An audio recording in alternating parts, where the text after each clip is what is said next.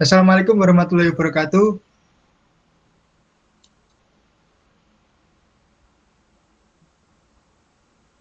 Kami dari KLAM akan mempresentasikan tentang pengujian hipotesis proporsi.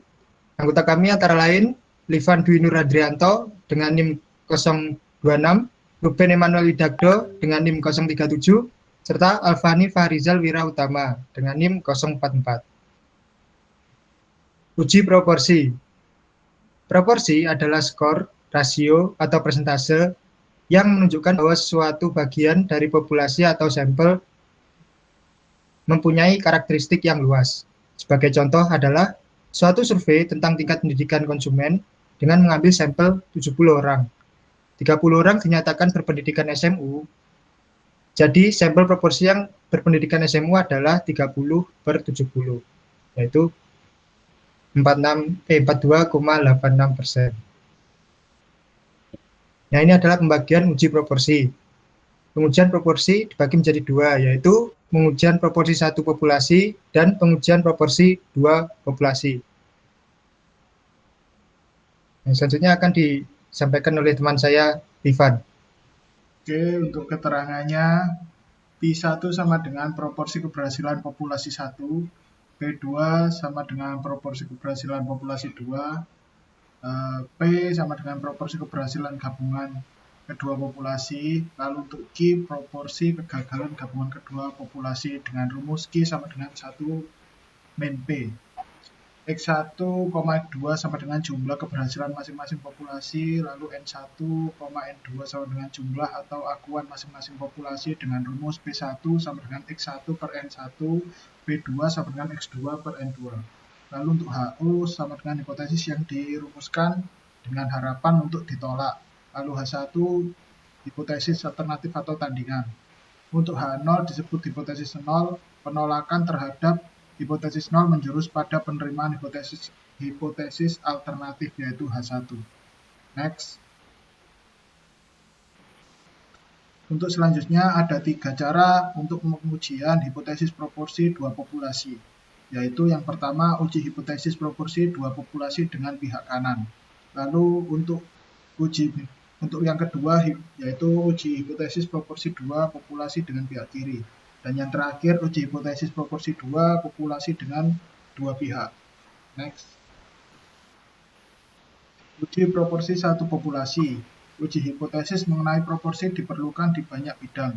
Seorang politikus tentu ingin mengetahui berapa proporsi pemilih yang akan memilih partainya dalam pemilihan umum mendatang. Atau semua pabrik sangat berkepentingan mengetahui proporsi barang cacat selama pengiriman. Next. Bentuk kurva berdasarkan arah dan bentuk formasinya pada penggunaan hipotesis adalah sebagai berikut. A. Uji 1 arah pihak kiri, yaitu seperti berikut. Di kiri ada daerah penolakan H0, lalu di kanan ada daerah penerimaan. Untuk tinggi grafiknya dirumuskan dengan 1 min alfa. Dan untuk daerah yang diarsir sama dengan alfa. Selanjutnya akan dipresentasikan oleh teman saya Alfani. Silahkan. Untuk yang kedua uji satu arah pihak kanan, daerah penerimanya 1 sama dengan alfa. Untuk daerah penolakan H0-nya yaitu alfa. Lalu ada yang ketiga uji dua arah. Untuk daerah penolakan H0-nya ada alfa ini dia arsir. Lalu untuk daerah penerimaannya 1 min alfa. Lalu daerah penolakan H0-nya juga yang diarsir ini alfa. Next.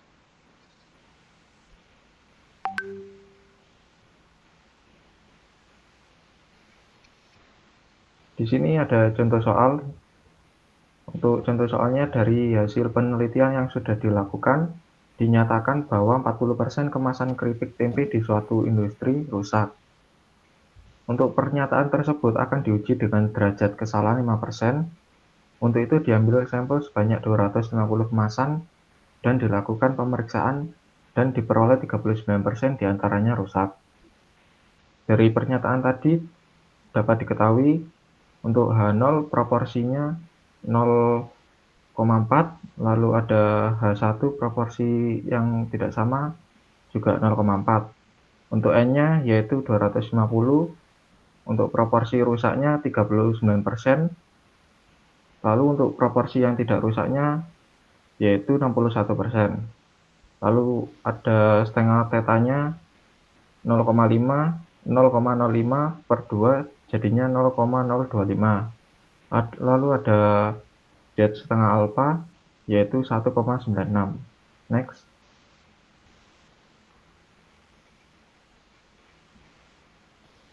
Dari yang diketahui tadi kita bisa langsung menjawab dan menyimpulkan yaitu untuk H0-nya proporsinya jadi 40%, untuk HA proporsi yang tidak sama juga 40%, lalu tadi ada derajat kemaknaan 5%, untuk uji dua arah, lalu titik kritis Z setengah alfanya 1,96, lalu Z yaitu untuk uji statistik.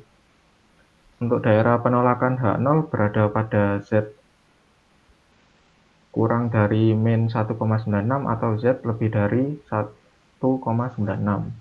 Untuk statistik hitungnya yaitu Z sama dengan proporsi dikurangi proporsi 0 per akar proporsi rusak dikali proporsi tidak rusak per N. Untuk jadinya 39% dikurangi 40% per 40% dikali 60% per 250.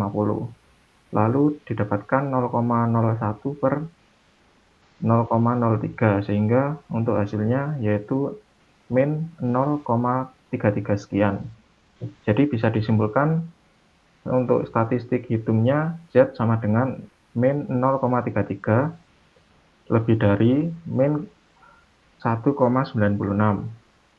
Karena berada di daerah penerimaan H0, maka H0 diterima jika proporsi kemasan keripik tempe yang rusak adalah 40%. Itu mungkin cukup sekian dari kelompok kami. Mohon maaf bila ada salah kata. Wassalamualaikum warahmatullahi wabarakatuh.